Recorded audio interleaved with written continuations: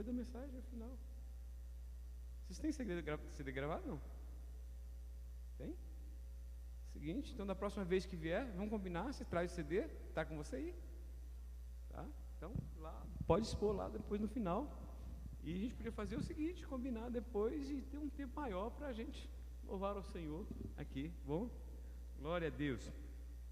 Queridos, eu quero compartilhar com você hoje um texto da palavra que está no livro de Jó, e eu quero que você preste bastante atenção, porque pode ter algo que você talvez não tenha ouvido com muita frequência e talvez possa não soar bem ao seu ouvido.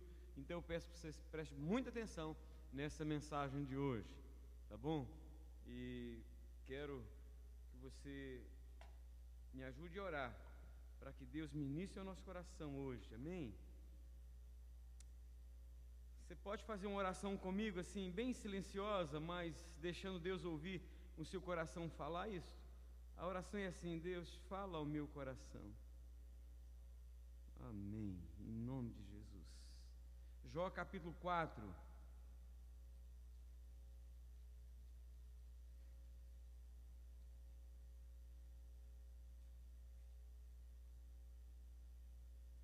Jó capítulo 4.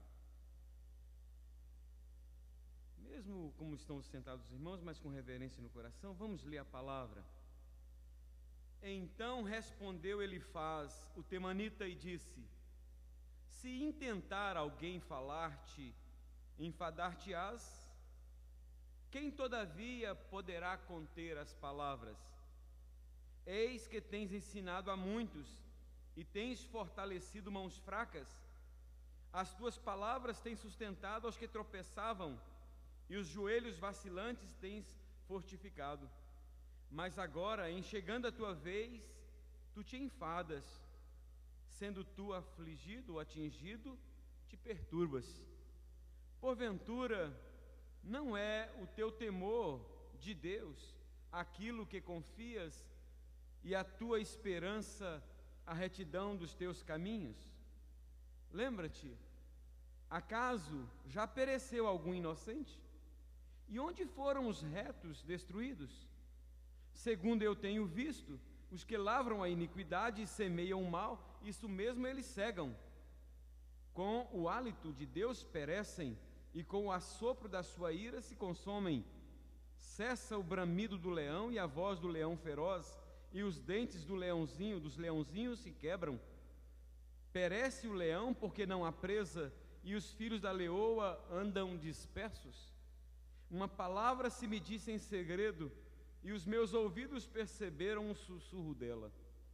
Entre pensamentos de visões noturnas, quando profundo sono cai sobre os homens, sobrevieram-me o espanto e o tremor, e todos os meus ossos estremeceram. Então um espírito passou por diante de mim, fez-me arrepiar os cabelos do meu corpo. Parou ele, mas não lhe discerni a aparência. Um vulto estava diante dos meus olhos. Houve silêncio e ouvi uma voz: seria porventura o mortal justo diante de Deus? Seria acaso o homem puro diante do seu Criador? Eis que Deus não confia nos seus servos, e os seus anjos atribuem perfeições. Quanto mais a aqueles que habitam em casas de barro, cujo fundamento está no pó, e são esmagados como a traça. Nascem de manhã e à tarde são destruídos, perecem para sempre, sem que disso se faça caso. Se lhes corta o fio da vida, morrem e não atingem a sabedoria. Que Deus aplique a sua palavra ao nosso coração, amém, queridos? Amados, do começo ao fim do seu ministério terreno, Jesus teve conflito com os líderes religiosos da sua época, porque a espiritualidade que eles diziam ter era uma espiritualidade mais de fachada, mais de retórica, de palavras, de aparência, do que de uma espiritualidade verdadeira que pudesse ser vista na prática através de uma vida consagrada a Deus, que refletisse numa vida de amor ao próximo. O que levou Jesus a repreender tais religiosos, chamando-os de hipócritas, de sepulcros caiados. Parece que os amigos de Jó tinham uma boa teologia, uma boa oratória e um discurso convincente para demonstrarem o quão espirituais eles eram. Contudo, não demorou muito para que eles pudessem revelar o contrário, o quão desprovidos da verdadeira espiritualidade eles eram. Ao saberem da aflição de Jó, sem saber o que estava acontecendo, eles vieram de longe, se assentaram com Jó por 7 dias, e 7 dias permaneceram calados. Mas ao final do 7º dia, depois de ouvir Jó fazendo lamento sobre a sua vida, sobre o que estava passando com ele, eles abrem a boca com uma metralhadora afiada de teologia e quase que destrói completamente aquele que já estava destruído. Eu quero falar nessa noite sobre o tema reflexos de uma espiritualidade morta. Água, por favor. Reflexos de uma espiritualidade morta, baseado nesse texto e especialmente na vida dos amigos de Jó, representados na pessoa de Elifaz, que parece que era o líder deles.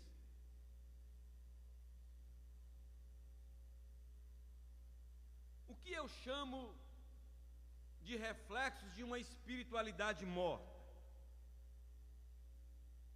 Baseado no texto que lemos, eu darei apenas um lampejo, um pano de fundo muito pálido do que eu estou chamando aqui de espiritualidade morta.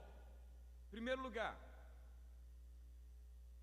espiritualidade morta é uma espiritualidade destituída de sensibilidade à dor do outro.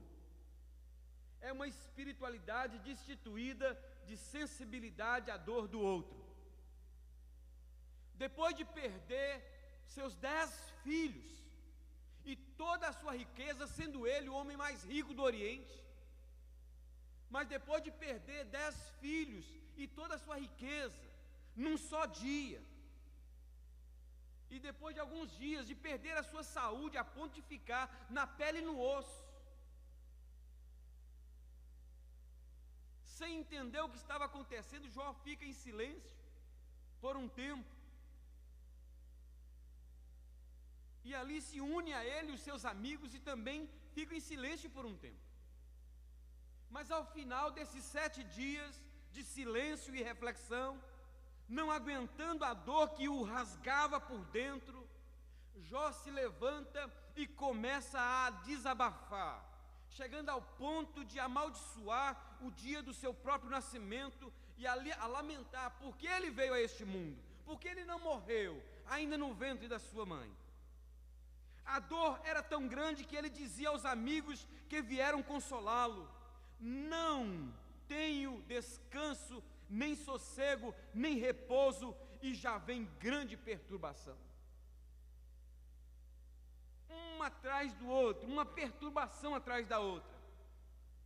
Pois bem, foi nesse contexto que Elifaz se levanta e começa a refutar a Jó, demonstrando uma espiritualidade que ele não tinha, mas que achava que tinha, uma espiritualidade vazia, destituída de sensibilidade à dor de um homem que sofria uma perda tão grande que ninguém antes e nem ninguém depois teve uma perda tão grande como a de Jó. Elifaz demonstrou o quanto ele era insensível e desprovido da verdadeira espiritualidade ao ignorar o sentimento e a dor de Jó. O que Jó menos precisava, amados, naquele momento, era de alguém que o retrucasse, era de alguém que apontasse para ele o seu dedo indicador, era de alguém que o repreendesse. Tudo que ele precisava naquele momento era de alguém que o escutasse, sem a predisposição de julgá-lo, de condená-lo pelo que ele falava, mesmo não concordando com ele. Olha para você ouvir o que diz o capítulo 19 de Jó. Eu vou ler esse texto que diz assim, a partir do verso 14. Os meus parentes me desampararam. Preste atenção, por que esse homem abre a sua boca e fala com tanta amargura do que estava acontecendo? Os meus parentes me desampararam, os meus conhecidos se esqueceram de mim, os que se abrigam na minha casa e as minhas servas me têm por estranho, e vim a ser estrangeiro aos seus olhos. Chamo o meu criado e ele não me responde, tenho de suplicar-lhe eu mesmo. O meu hálito é intolerável à minha mulher, e pelo mau cheiro sou repugnante aos filhos de minha mãe. Até as crianças me desprezam, e querendo eu levantar-me, zombam de mim. Todos os meus amigos íntimos me abominam, e até os que eu amava se tornaram contra mim. Os meus ossos se apegam à minha pele e à minha carne, e salvei-me só com a pele dos meus dentes. Compadecei-vos de mim, amigos meus, compadecei-vos de mim. Queridos, tudo que Jó queria era alguém que fosse sensível à sua dor. Enquanto ele e Elifaz e os seus outros amigos se mantiveram em silêncio, eles ajudaram em alguma coisa. Mas a partir do momento em que eles abriram a boca para falar em alguma coisa, só contribuíram para aumentar a dor daquele que eles vieram consolar. Queridos, ouçam-me com atenção, porque muitas vezes nós queremos demonstrar uma espiritualidade que torna-se uma espiritualidade falsa. Sabe por quê? Porque muitas vezes, ou vez por outra, nós nos deparamos com pessoas que no ápice e no auge da sua dor, falam coisas que aos nossos ouvidos soam como palavras ofensivas a Deus, ou coisa parecida. Contudo, quando nos deparamos com pessoas assim, devemos ter cuidado para não demonstrarmos uma espiritualidade vazia, destituída de empatia e sensibilidade à dor da pessoa, ou daquela pessoa, como aconteceu com Elifaz em relação a Jó.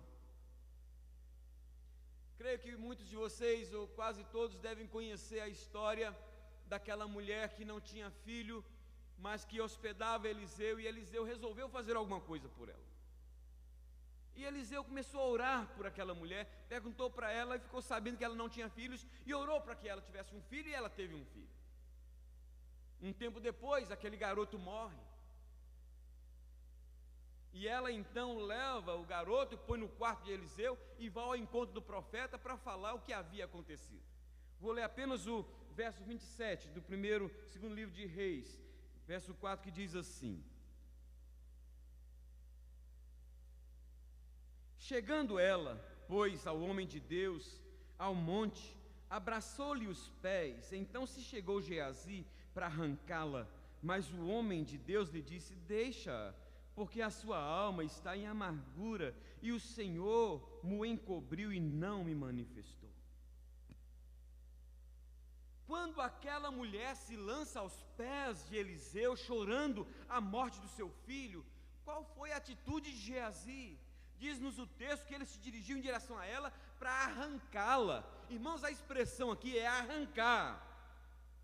Você sabe muito bem o que é arrancar. Arrancar é algo que não se faz com delicadeza. Arrancar é algo que se faz com agressividade.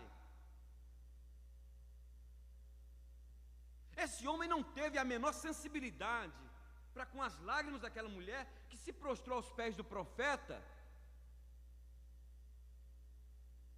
Ele quer arrancá-la de qualquer jeito e à força, com brutalidade. Agora, qual foi a reação de Eliseu? Foi uma atitude de alguém que é sensível à dor do outro. Foi isso que o levou a dizer a ele: Deixe-a, porque a sua alma está em amargura. Queridos, Nem toda pessoa que está amargurada e que fala coisas que aos nossos ouvidos soam como às vezes até blasfêmia contra Deus, nem tudo isso é o que nós achamos que é. E quando nós nos depararmos com gente assim, devemos tomar cuidado com aquela espiritualidade que às vezes sobe dentro de nós e que nos faz pensar que nós temos o direito de julgar essas pessoas, de condená-las e de massacrá-las ainda mais. Eu quero desafiá-lo a olhar para as pessoas, especialmente aquelas que sofrem, de uma forma diferente, como quem sabe você tem olhado. É possível que você tenha se deparado aqui e acolá com alguém que sofre, talvez você não sabe. Queridos, muitas vezes a gente zomba quando vê um bêbado. Se tem um vídeo que a gente ri, é quando passa um vídeo de um bêbado. E a gente faz piada e ri, que às vezes até é hilárico mesmo, né? Agora, queridos, você já teve um pai bêbado, quebrando tudo na sua casa, batendo na sua mãe, gastando todo o dinheiro da comida na bebida alcoólica? Você sabe o que é ter uma pessoa na sua casa dependente de drogas? Sabe o que é, querido, ter uma pessoa que é homossexual, seja lá o que for, na sua casa, que vive uma vida triste, e às vezes encontra com alguém assim, e essa pessoa, no auge da sua dor, fala coisas que você, longe de estar, de passar pelo que ela está passando, e às vezes começa a achar: poxa vida, essa pessoa não tem o temor de Deus, não é crente igual eu.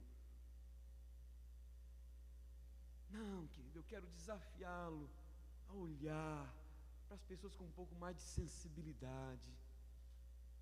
Essa semana minha filha chegou, a Elisa, chegou para mim e disse: pai, você ouviu o que aconteceu? Sabe o que aconteceu com o pastor Bob Coy? Porque saiu no jornal. Eu disse: sei, querida. Vem cá, sente aqui. Esse homem, querida, é um homem que Deus tem usado tremendamente para abençoar milhares e milhares e milhares e milhares de vidas. E o que aconteceu com ele pode acontecer com seu pai, pode acontecer com qualquer um, mas o que é bonito de tudo isso é ver como que esse homem é crente, teve coragem de chegar e dizer: eu errei, por favor, e agora está sob disciplina, e agora está sob acompanhamento de um conselho familiar que o ajuda, e que aí vai recuperá-lo, e ele vai ser levantado, vai ser usado com muito mais poder do que antes, querido.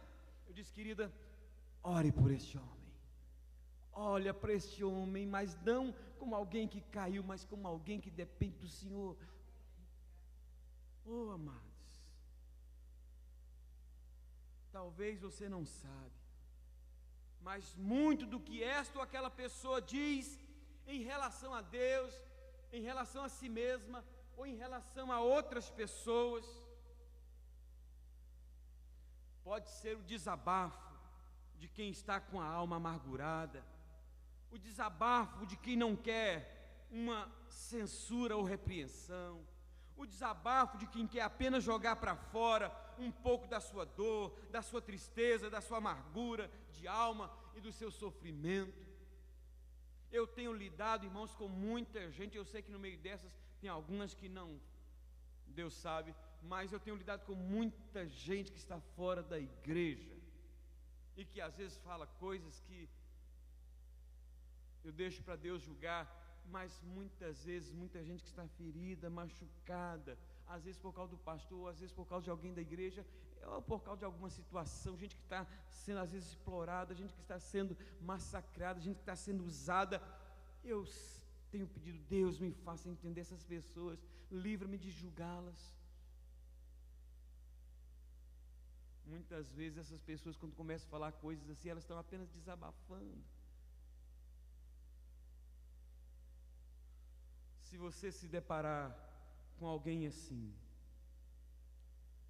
com alguém como Jó, lembre-se de que a verdadeira espiritualidade vem sempre acompanhada de sensibilidade à dor do outro, como Jesus fazia.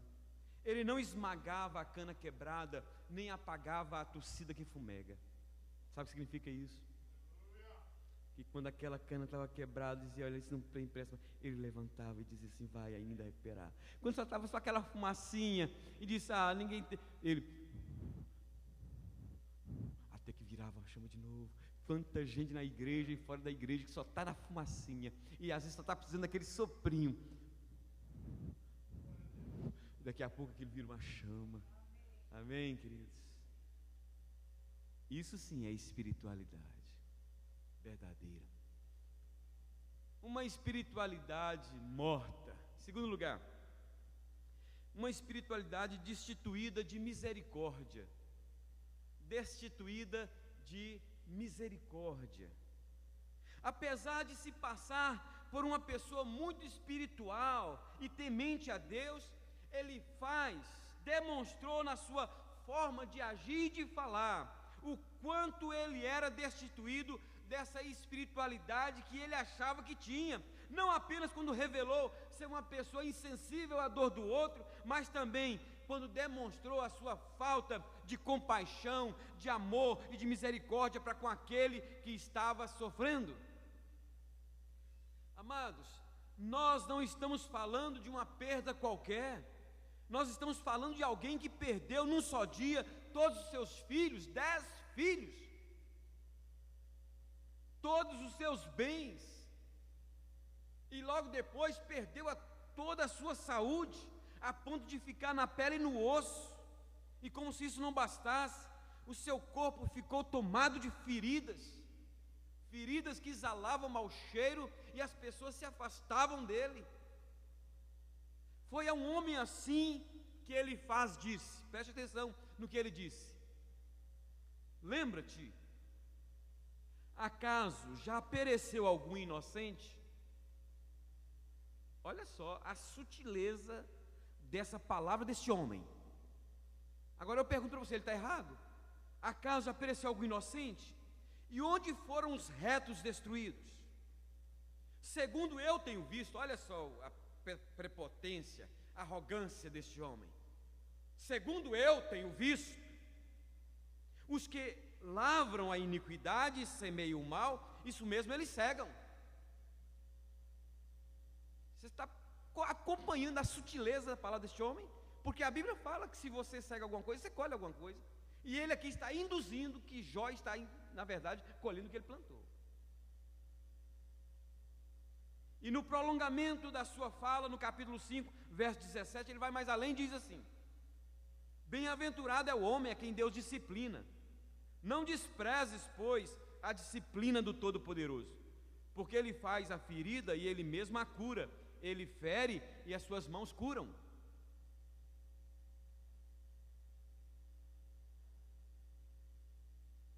O que ele faz está dizendo aqui para Jó? Está dizendo que, segundo o conhecimento intelectual, teológico e espiritual que ele tinha das coisas, primeiro, que se Jó estava passando por tudo aquilo que ele estava passando, era porque ele era culpado de alguma coisa. Segundo, porque se ele fosse inocente, não estaria passando pelo que passou. Segundo, que se ele estava passando por tudo aquilo que ele estava passando, era porque ele estava, nada mais, nada menos, colhendo o que ele havia plantado. Porque os que semeiam o mal, colhem o mal. Terceiro, que se ele estava passando por tudo aquilo que ele estava passando, era porque Deus o estava disciplinando por algo de errado que ele havia feito, e que ele não deveria desprezar aquela disciplina que vinha de Deus. Você percebeu que parte de tudo aquilo que ele faz, disse a Jó, está teologicamente certo? Você pode estar perguntando o que há de errado então no que ele disse. O que há de errado no que ele disse é que ele disse a coisa certa, a pessoa errada, no momento errado, da forma errada. Esses 3 equívocos são próprios de pessoas que se julgam muito espirituais, mas que na realidade não são, porque a espiritualidade que não vem acompanhada de compaixão, de amor e de misericórdia é legalismo religioso. E nós estamos cercados de legalistas religiosos. Eu já disse para os irmãos que tem duas famílias que eu tenho acompanhado de perto. Uma, talvez esteja até nos vendo agora, a Keila, lá do Mato Grosso. Pessoa extremamente querida, uma família extremamente amada. Nossa, essa jovem senhora engravidou-se e o seu filhinho ficou com ela 3 meses e essa criança teve uma enfermidade raríssima. Parece que não tem mais do que 50 casos no mundo até hoje. E essa criança sofreu até morrer. E eu tenho acompanhado essa.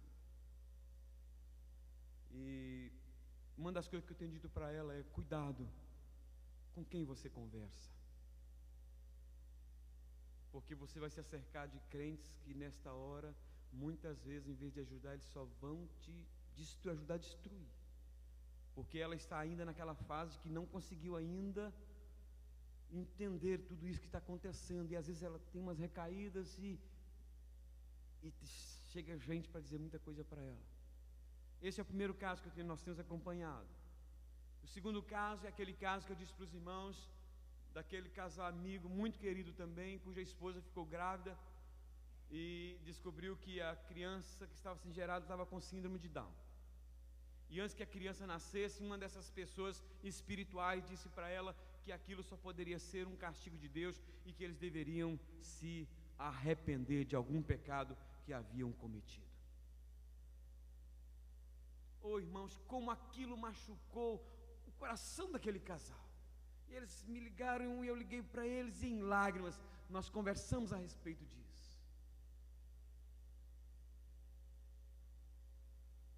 Creio que existe em nós muito mais do que a gente imagina dessa espiritualidade de Elifaz, essa espiritualidade destituída de misericórdia para com a dor e o sofrimento do outro. Permita-me lhe fazer a seguinte pergunta nesta noite: como é que você tem reagido ao que sofre e que está ao alcance, não apenas das suas mãos, mas sobretudo do seu coração?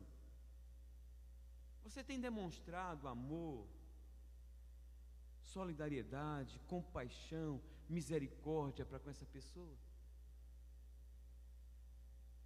Como Deus disse no passado através do profeta Oséias e através do seu próprio Filho Jesus Cristo: misericórdia quero e não sacrifício, e o conhecimento de Deus mais do que holocausto. Sabe por que Deus disse isso, irmãos? Porque o povo dele estava valorizando mais os rituais religiosos do que a vida prática do cristianismo e a vida espiritual antes de Cristo.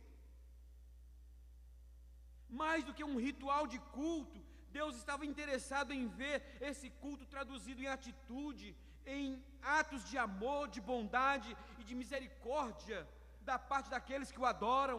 É por isso que Jesus disse aos religiosos da sua época: ai de vós, e aqui muitos usam de forma equivocada e errada esse texto, dizendo aqui, está vendo? Está dizendo que esse texto da lei, inclusive um pastor muito famoso no Brasil, eu ouvindo ele outro dia, ele dizendo isso. Está vendo? Aqui está uma das referências de que o dízimo é coisa da lei e que ficou para trás. Ai de vós, escribas e fariseus, hipócritas, porque dais o dízimo da hortelã, do endro e do cominho e tendes negligenciado os preceitos mais importantes da lei.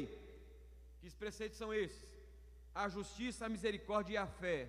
Devis, porém, fazer estas coisas. O quê? Dar o dízimo do endro, do cominho e tal, sem omitir aquelas. O quê? A misericórdia, a justiça e a fé.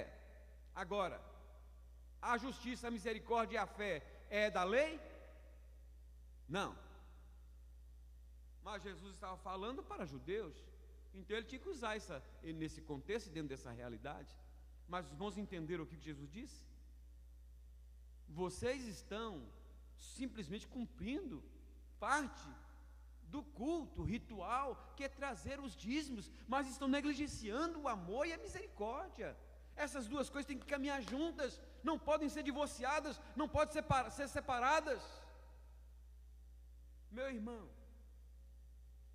cuidado para que esses pensamentos que levaram Elifaz a julgar Jó e a não usar de misericórdia para com ele, sejam pensamentos que estejam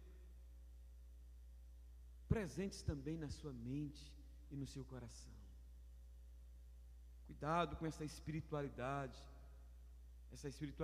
que nos faz muitas vezes tão cheios de conhecimento teórico a respeito das coisas de Deus, mas tão pobres de vida cristã prática. Não é dessa espiritualidade que o mundo hoje está precisando. Mas para caminharmos para o final, uma espiritualidade pobre. Terceiro lugar, uma espiritualidade destituída de discernimento. Uma espiritualidade destituída de discernimento. Depois de acusar injustamente a Jó de ser culpado pelo que estava acontecendo com ele e dele estar colhendo o que havia plantado, Elifaz diz que durante a noite veio a ele um espírito em forma de um vulto que o levou a arrepiar todos os cabelos do seu corpo. Ele diz que não conseguiu discernir a aparência daquele vulto, mas que aquele espírito lhe disse, preste atenção agora, ouça o que o espírito disse para ele: seria porventura um mortal justo diante de Deus? Seria acaso o homem puro diante do seu Criador? Eis que Deus não confia nos seus servos. 3 afirmações. Elifaz não discerniu o espírito que veio a ele à noite e que o fez arrepiar da planta dos pés, se é que tem cabelo na planta dos pés, ao alto da cabeça, e alguns também, se é que tem cabelo na alta da cabeça, alguns não. Não é o meu caso, ainda tem alguns poucos. Mas diz que ele ficou todo arrepiado, e aquele espírito, quando ele ainda estava arrepiado, disse essas 3 coisas para ele. Pelo menos por 3 razões, eu entendo que aquele espírito que apareceu e falou a Elifaz não procedia de Deus. Primeiro, porque aquela declaração da justiça de Deus e da indignidade do homem tinha a intenção de fazê-lo acreditar que ele era culpado pelo que havia lhe acontecido. Segundo, se Deus não confia nos seus servos, por que então Deus desafiou Satanás dizendo: viste o meu servo Jó? Homem íntegro, reto e que se desvia do mal. Deus não estava dizendo que estava confiando em Jó? Claro que estava dizendo. Aqui está claro, leia o capítulo 1, você vai encontrar Deus claramente dizendo: eu confio naquele homem. Terceira razão pela qual eu creio que aquele espírito não veio de Deus, foi um espírito que veio de outra fonte.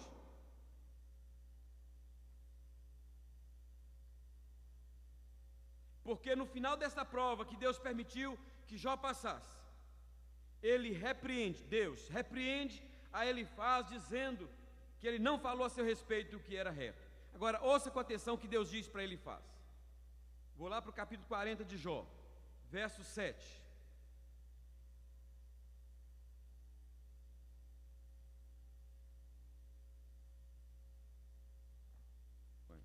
Acho que não é 47 não.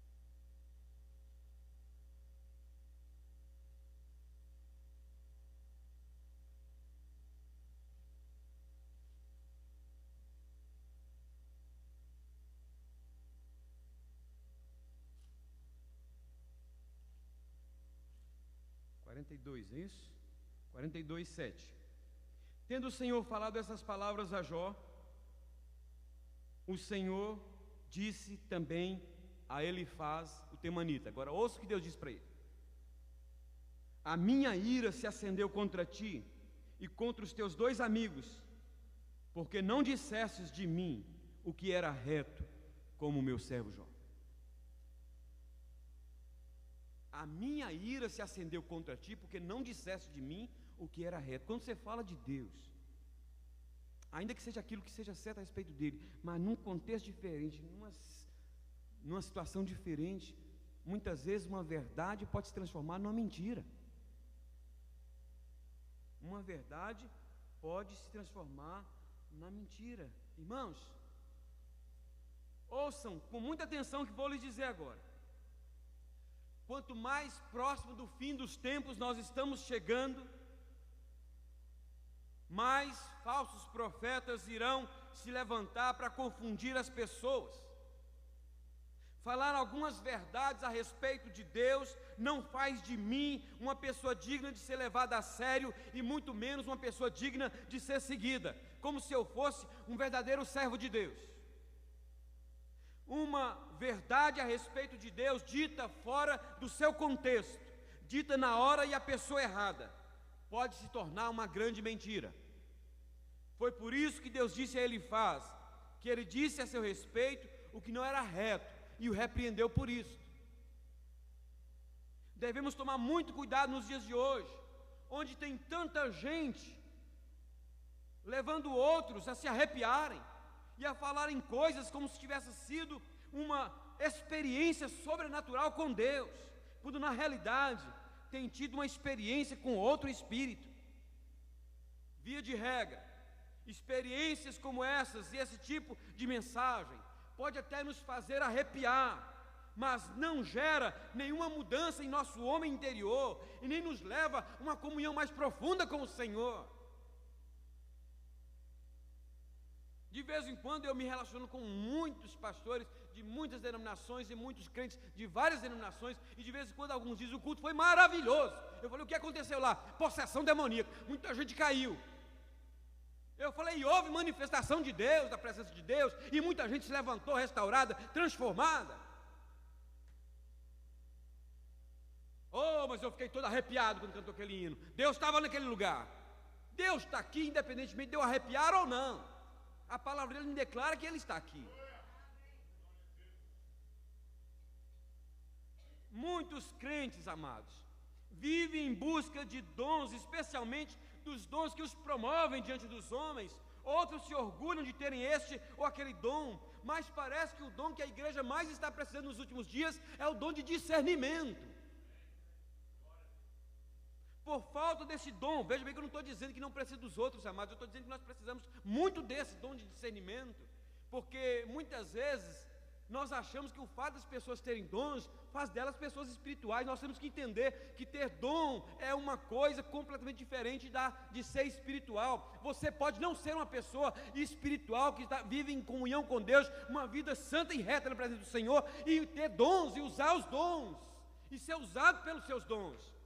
O que diz que você é uma pessoa espiritual é o fruto do Espírito gerado em você. Isso sim é espiritualidade, querido. E o fruto do Espírito é amor, alegria, paz, longanimidade, benignidade, bondade, fidelidade, mansidão, domínio próprio. Quando essas coisas não há lei.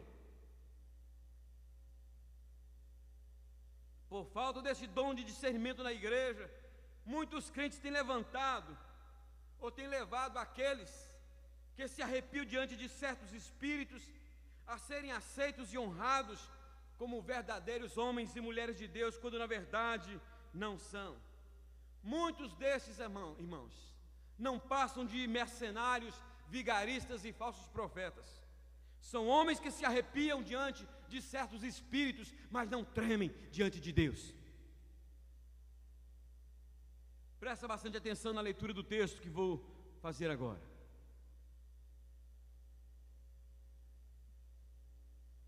Está lá no capítulo de Atos, não esse que está aqui, mas o Atos dos Apóstolos. Aconteceu que indo nós, Paulo falando, né? Indo nós, Lucas dizendo ele, Paulo, indo nós para o lugar de oração, nos saiu ao encontro uma jovem possessa de espírito adivinhador, a qual adivinhando dava grande lucro aos seus senhores. Seguindo a Paulo e a nós, clamava dizendo: estes homens são servos do Deus Altíssimo e vos anunciam o caminho da salvação. Isto se repetia por muitos dias. Então Paulo, já indignado, voltando-se, disse ao Espírito: em nome de Jesus Cristo, eu te mando, retira-te dela. E ele, na mesma hora, saiu. Quando Paulo se deparou com esta mulher, que dizia em alto e bom som: estes homens são servos do Deus Altíssimo e vos anunciam o caminho da salvação, queridos. Ele não sabia que era a mulher que era possessa de espírito imundo. E essa mulher começa a declarar essa verdade. Esses homens, eles eram ou não eram servos do Deus Altíssimo? Eram, irmãos. Eles anunciavam o caminho da salvação? Anunciavam, irmãos. Mas Paulo percebeu que havia um espírito de confusão agindo na boca daquela mulher, e com autoridade ele olha para ela e diz: espírito imundo, sai dessa mulher. E ele sai.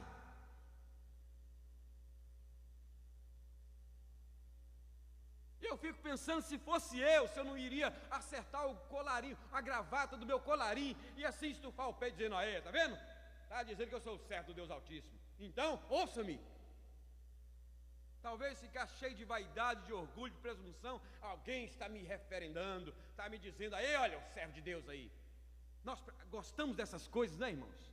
Gostamos desses títulos, dessas projeções humanas. E Paulo percebe que por trás daquela projeção humana estava um espírito maligno. Talvez hoje, irmãos, isso está acontecendo com muita frequência dentro das nossas igrejas, e nós não estamos discernindo. Não vou ler, mas depois você lê na sua casa, o primeiro livro dos Reis, no capítulo 13, há um texto interessantíssimo. O texto é o seguinte: Deus fala com o profeta de Judá, e diz assim: você vai lá no Reino do Norte, lá em Samaria, e você vai falar para aquele povo, vai entregar uma mensagem dura para Jeroboão, porque eu estou mandando você falar. E outra coisa, você vai lá, entrega a mensagem, exorta, repreende e volta. E você não vai tomar cafezinho na casa de ninguém, não vai tomar água, e vai voltar por outro caminho. E ele disse: ok, Senhor. E chega lá e transmite a mensagem, e prega com poder aquela palavra gloriosa. O rei fica furioso e levanta a mão. Não que levanta a mão, ele o repreende, a mão dele fica encolhida. E ele diz: ora por mim, para que Deus me cure. E ele diz, e ele ora, e a mão dele volta ao normal. E esse profeta do Senhor então volta, e o profeta diz: olha, tem alguns presentes para você, quem sabe ouro, prata, algumas coisas para você. Ele diz: não quero nada seu. E volta. Nisso, o negócio começou a juntar gente na praça. Uns jovens estavam lá, correram na casa do pai dele. O pai dele era um velho profeta, que antes da divisão era profeta do Senhor, mas que agora estava em Samaria, no Reino do Norte. Chega lá e diz: pai, o senhor não sabe o que aconteceu. Ele diz: o que foi, meu filho? Veio um profeta lá de Jerusalém, mas olha, pai, falou, o senhor precisa de ver, foi uma coisa tremenda, há muito tempo que não via coisa daquela. E ele disse: meu filho, não me diga, é verdade. E cadê? Ele disse: foi embora. Como assim foi embora? Foi embora. Coloca aí umas rapaduras no genro aí, coloca uns queijos aí, nos alforjes aí, e saiu correndo e foi ao encontro dele. Quando chegou já estava longe. Ei, para aí. Rapaz, você é o cara, você é o homem de Deus, rapaz. Olha, tremendo que você fez. Vamos lá para casa que você vai comer comigo. Ele disse: não, o Senhor me falou para eu não voltar e não comer aqui, e que eu podia fazer, ir embora. Ele disse: ok, mas eu tenho outra coisa para dizer. Um anjo do Senhor me apareceu e disse para você voltar. Ele disse: é mesmo? É. E ele volta e vai para a casa do velho profeta. Chega lá, eles começam a conversar. E a conversa fica boa, né? Quando o pastor encontra com o pastor, aí o negócio fica bom, né? E conversa sobre os velhos tempos, negócio daí. E vai conversando e tal, e faz um biju, e faz uma pamonha, e faz um cuscuz, e tome lá cuscuz com torresmo, e tome lá, e vai comendo. Lembra do Nordeste, que eles teve no seminário, lembra? Pois é, rapaz, eu fiquei lá. E a conversa rendeu, eu falei: ó, rapaz, agora tem que ir embora. É mesmo? É. Então tá bom. Vai em paz, shalom, shalom. Quando chega na estrada, um leão mata ele e deixa o animal vivo. Sabe por quê, queridos, que eu estou trazendo esse texto? Parece que nós ficamos fascinados quando diz lá o anjo do Senhor. O anjo disse: Cuidado com o que alguém está dizendo, seja ele quem for, o anjo que veio do céu está dizendo alguma coisa que contradiz a palavra de Deus, não caia nessa cilada, é um espírito maligno que está te enganando, querido.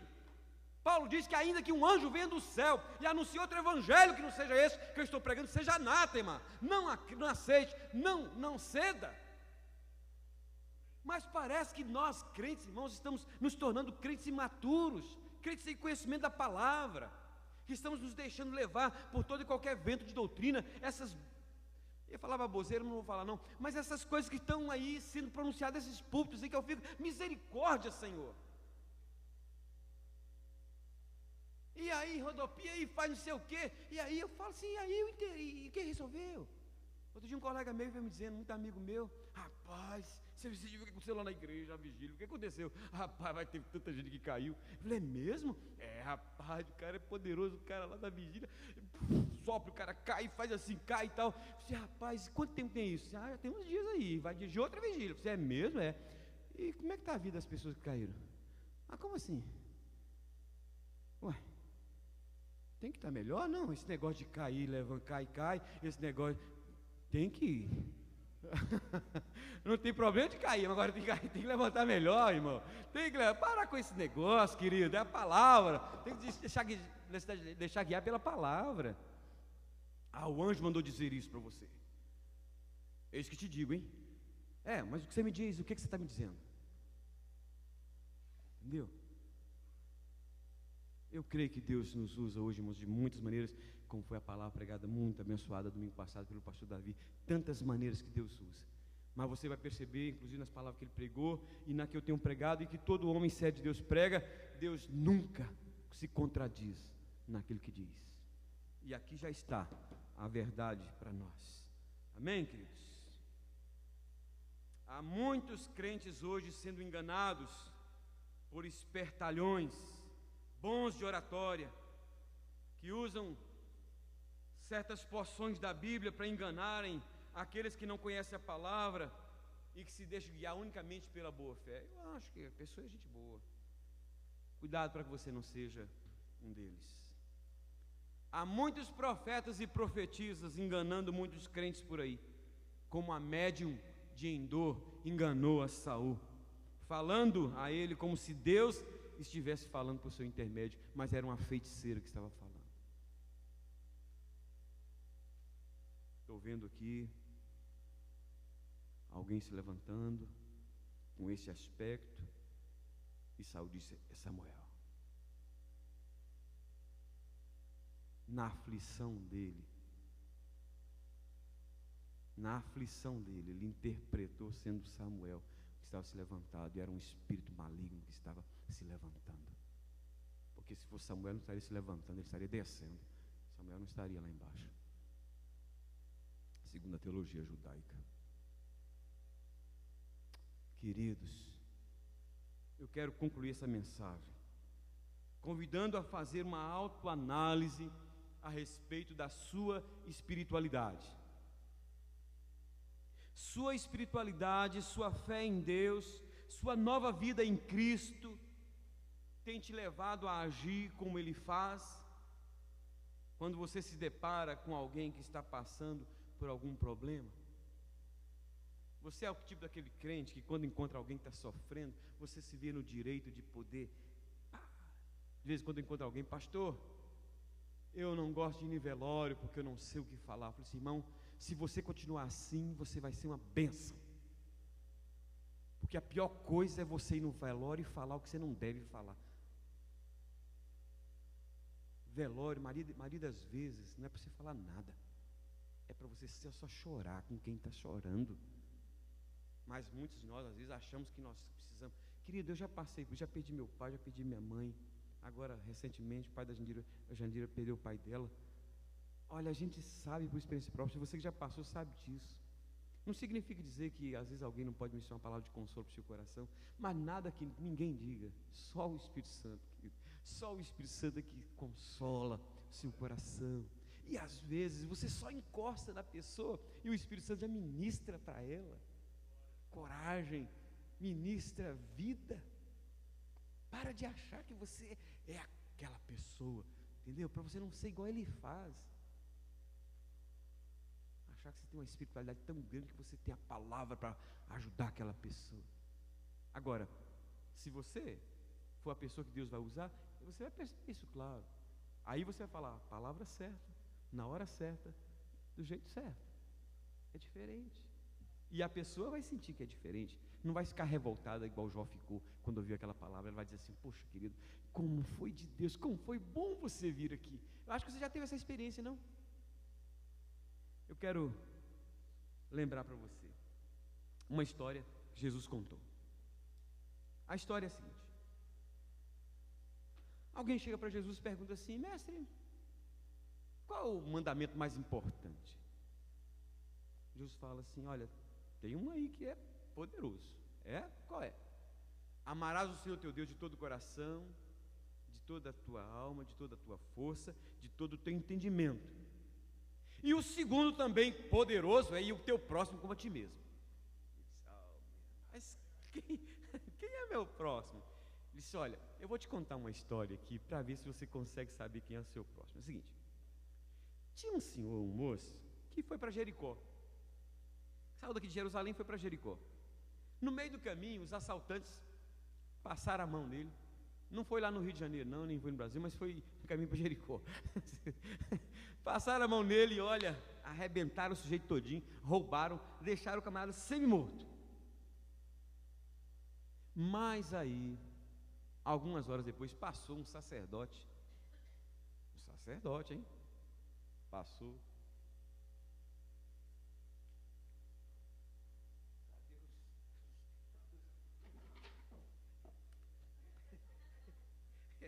Passou com o pergaminho aqui, todo espiritual.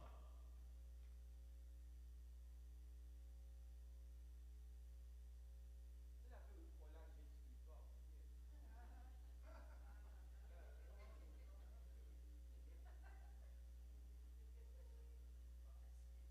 Aí veio outro, também espiritual.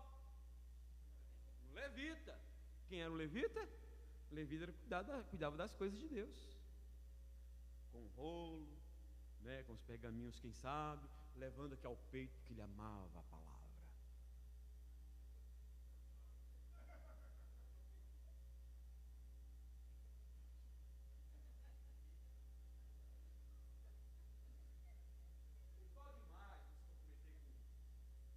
Aí vem quem? Um publicano. Querido, vem um camarada daqueles que, aqueles dois que passaram, não achava que ele era crente nem na China. Não sei por que fala na China tem muito crente, mas não era. Diz que o prefeito do Rio de Janeiro, acho que o Silas Malafaia, foi lá na igreja do prefeito, na igreja do Silas Malafaia, falou assim: vai ter uma igreja grande lá no inferno. Mas assim, então, falou assim, daquele cara que eles não achavam que era crente nem no inferno. Falou assim: esse cara, e ele passa, desce o seu cavalo, tira um azeite de óleo,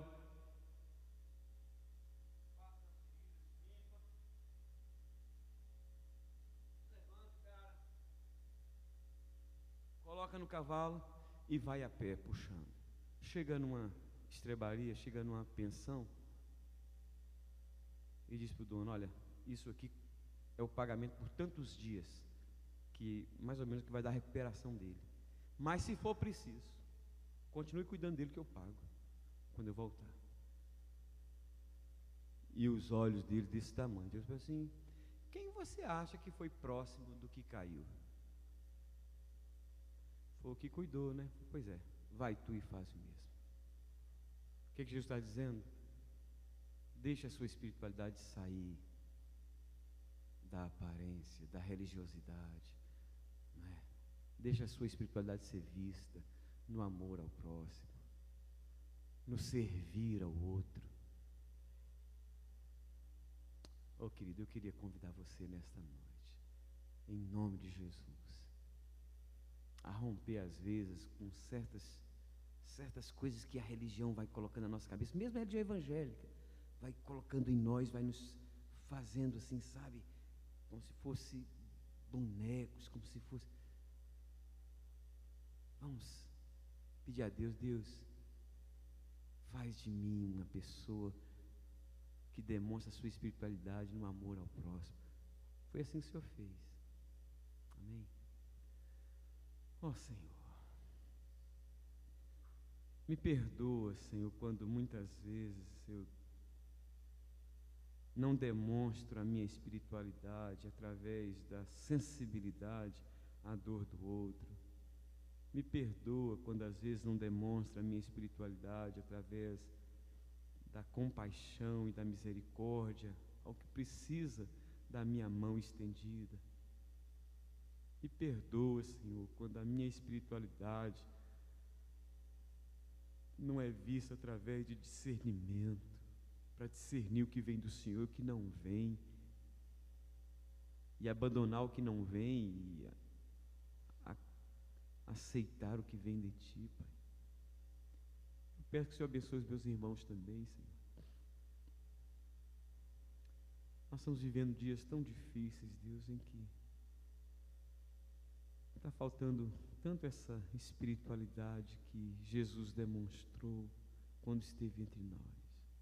Faze-nos crentes assim, Senhor. Faze-nos crentes assim. Em nome de Jesus. Amém. Deus abençoe, meu querido. Vamos ouvir mais uma vez a nossa irmã. Providencie um outro microfone, porque esse aqui já está morta a bateria.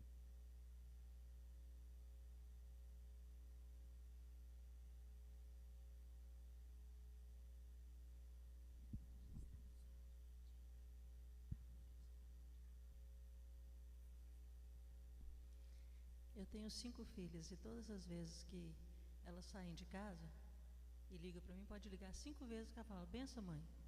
Então eu estou voltando aqui, a paz do Senhor, irmãos. Mais uma vez, amém? O pastor falou sobre o bom samaritano. Existe um samaritano maior do que ele ainda, Jesus.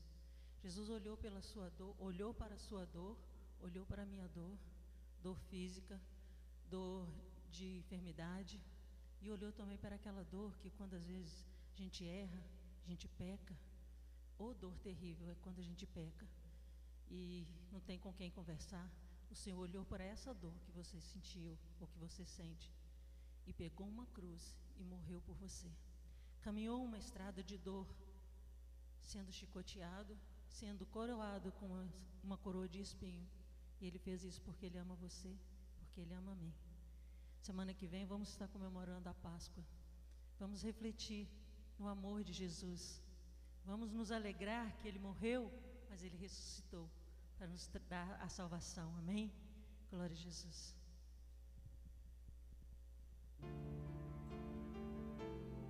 Aleluia.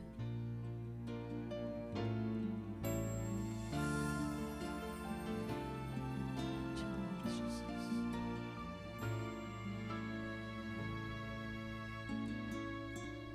Pela via dolorosa em Jerusalém eu vi os soldados rodeavam a Jesus. As pessoas se acercavam para ver a quem levava aquela cruz.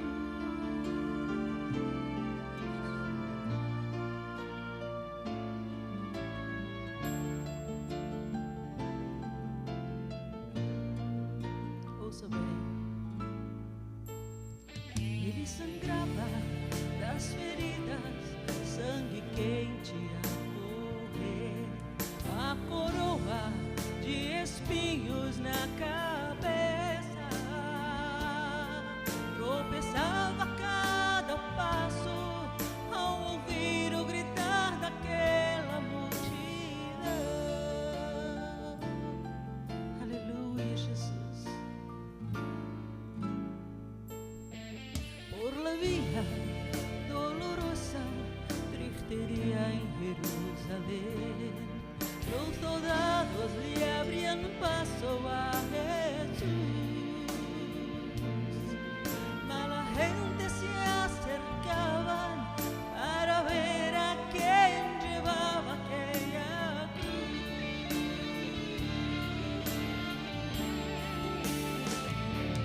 Por la vía dolorosa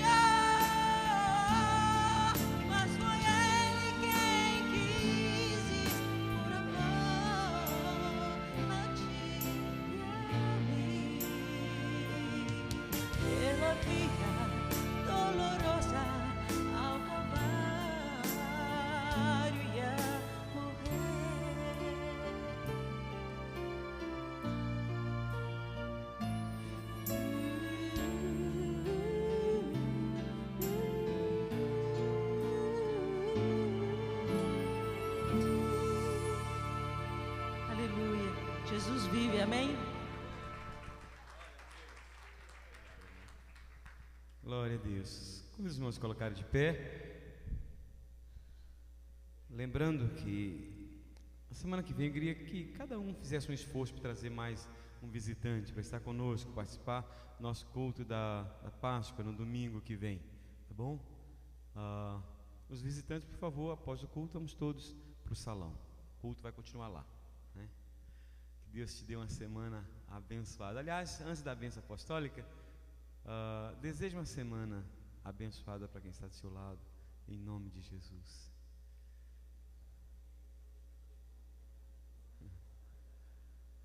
Que a graça maravilhosa do nosso amado Senhor e Salvador Jesus Cristo, o amor de Deus, nosso eterno Pai, a doce comunhão, a consolação e o poder do Espírito Santo seja sobre todos nós, irmãos, sobre todo o povo de Deus na face da terra, hoje e para sempre. Amém. Amém.